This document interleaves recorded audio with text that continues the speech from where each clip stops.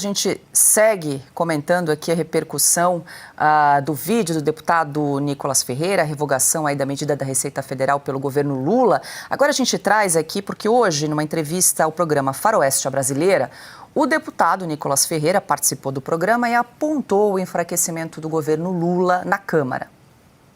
Eu acho que o pessoal do centro mesmo já está começando a pular do barco. Eu acho que o dinheiro ele consegue comprar muita coisa, mas não consegue comprar fidelidade, lealdade.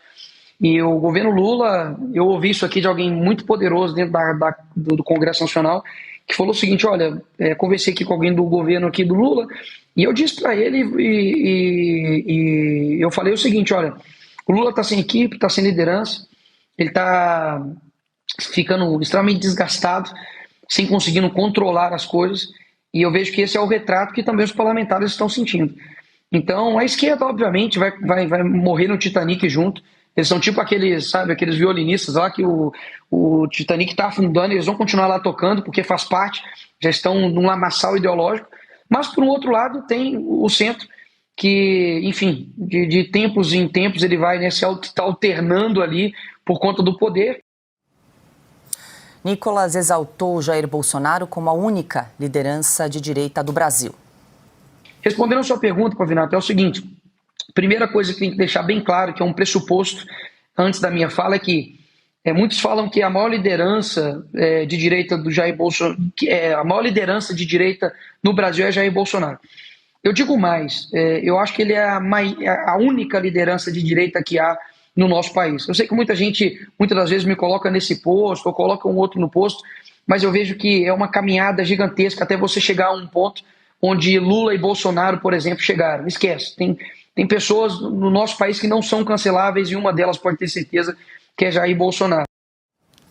Ô Silvio, quero te ouvir sobre esses trechos que a gente destacou do deputado Nicolas Ferreira, que participou aí do programa Faroeste a Brasileira hoje mais cedo. Quando ele fala ali do enfraquecimento do governo Lula na Câmara, nós trouxemos aí uma movimentação nas redes sociais, também pedido impeachment do presidente Lula. Você acha que isso ainda está muito cedo? É uma ideia que está começando a avançar? Como é que você enxerga agora o governo Lula entrando, né, no terceiro ano de governo? Bom, vamos lá. Com algumas pontuações. Bom, primeiro, o governo Lula vive seu pior momento ao iniciar essa segunda metade de governo, vamos chamar assim, né? Chegou à metade e agora tem o complemento. É o pior momento. Chegou da pior forma possível porque encontra a economia em frangalhos. A engrenagem que estava rangendo agora começou a emperrar e teve esse tiro de canhão no pé, parafraseando o que o Cauty acabou de usar, né? A expressão que ele acabou de utilizar, de fato foi um tiro de canhão no pé e na própria popularidade. Eu que não acredito, nem nunca confiei em institutos de pesquisa, sempre falo isso, vamos aguardar os próximos. Eu acho que virão em queda livre. Bom, segundo ponto, impeachment é um processo político. Depende, sobretudo, da economia, de uma maioria no Congresso a favor desse impeachment, o que ainda não está posta, porque temos eleição para as duas casas legislativas agora, em fevereiro. Então, a partir da virada deste mês, nós teremos uma nova figura à frente da Câmara dos Deputados, deve ser o deputado Hugo Mota, muito jovem, né, o mais jovem a comandar a Câmara, numa linhagem de centrão que vem desde o Eduardo Cunha, passou pelo Arthur Lira e agora será ele. Ele é do Republicanos, não é do principal partido de oposição hoje, ou que detém os principais líderes de oposição, que é o PL, ele é do Republicanos, partido do governador de São Paulo, Tarcísio de Freitas, e teremos o Davi Alcolumbre no Senado. Isso é o que tudo indica. Hoje o xadrez é esse. Se algo vai acontecer nos próximos 10, 15 dias, não sabemos. Eu considero improvável, conhecendo o Congresso Nacional. Mas já vimos surpresas. Já aconteceu sim em 2005, Severino Cavalcante, naquela madrugada em que, aliás, o Brasil descobriu o que é o Centrão. Que o Centrão se movimenta hoje no país mais para a direita, mais alinhado ao espectro da direita, isso é natural. Porque ninguém vai morrer abraçado com um governo que ouviu, e aí sim, Paula, respondendo parte da sua pergunta, pela primeira vez a palavra impeachment correu na boca do povo. E aí entramos no último fator dessa equação. impeachment precisa de povo na rua. As pessoas ainda tem muita gente que se sente um pouco intimidada em sair para a rua com medo de um novo 8 de janeiro, com medo de infiltrações, de estúpidos que possam cometer algum crime de vandalismo e aí vão recuperar ali, tirar da cartola a tese do golpe de Estado, querem derrubar um governo legítimo, essas narrativas todas do consórcio.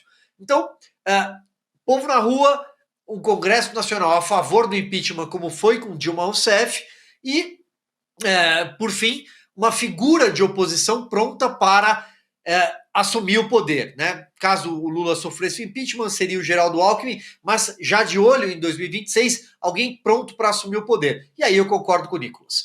Eu sempre tenho dito isso. Eu acho que há grandes nomes na direita, o governador Tarcísio, o governador Ronaldo Caiado se apresenta, há outros nomes. O Nicolas é muito jovem, ele não tem nem 35 anos ainda, o que não o credencia, por exemplo, para ser senador. Mas acho que ele vai ser mais até do que senador, eu acredito nisso.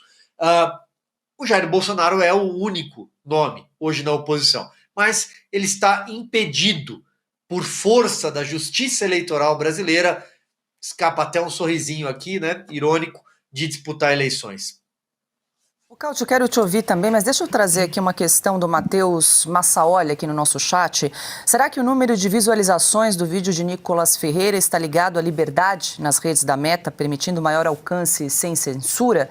Também fica uma questão, porque a Meta já mudou as suas regras, a sua política de moderação de conteúdo. Isso sim tem efeito global.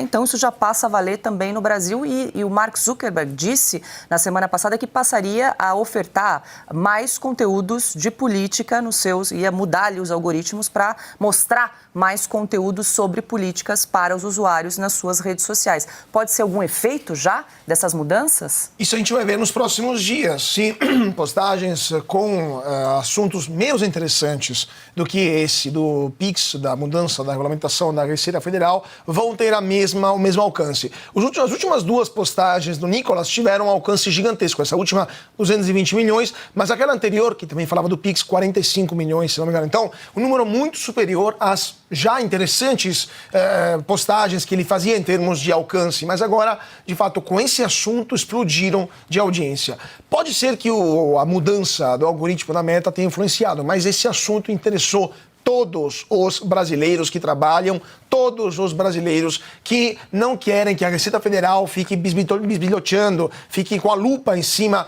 de suas contas, de seus cartões, de suas transações com fintechs. O que é mais interessante, Paulo, é outra coisa. Tudo isso foi orgânico. Tudo isso foi apenas pelo interesse do povo e pela capacidade do Nicolas de se comunicar e de ser claro, incisivo, direto e saber falar a linguagem do povo. Por outro lado, centenas de milhões de reais da SECOM que foram endereçados para o Grupo Globo levaram a essa manchete aqui do jornal O Globo de hoje. Vamos dar uma olhada, Binha, só para a gente entender a diferença. De um lado, o Nicolas fala a verdade, do outro, o Globo, que na manchete, a capa, a primeira matéria, se torna assessoria de imprensa do governo federal. Uma manchete como essa: mudanças no PIX não altera regras, mas amplia radar da Receita sobre transações. Não é uma manchete, é cópia e cola, basicamente, de um release de uma assessoria da SECOM. Isso aqui é uma nota à imprensa, não é uma matéria. Onde que está a matéria? Onde está a notícia, o fato novo que a gente não sabia? Então, assim, quando temos, de um lado, Nicolas falando verdades e falando para o povo, numa linguagem que o povo entende, temos esse resultado estrondoso. Por outro, temos um dos jornais mais importantes do Brasil que se relega a ser assessoria de imprensa da SECOM e que, além de perder credibilidade, perde claramente também seguidores, exemplares vendidos e assinantes no site, no papel.